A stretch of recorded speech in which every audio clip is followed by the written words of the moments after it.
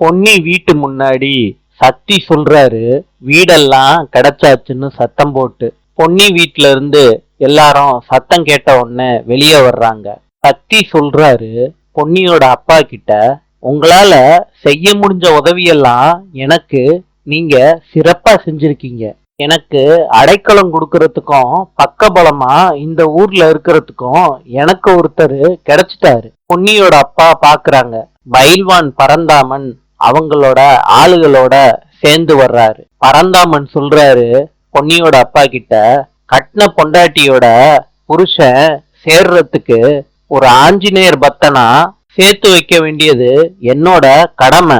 பொன்னியோட அப்பா சொல்றாங்க, பரந்தாமா, உனக்கும் எனக்கும் பழைய பகைய மனசுக்குள்ள வச்சுக்கிட்டு தேவையில்லாத வேலையெல்லாம் பண்ணிக்கிட்டு இருக்காதப்பா. பரந்தாமன் சொல்றாரு, நான் இந்த தம்பிக்கு வாக்கு கொடுத்ததுதான். நாளை சந்திப்போம்.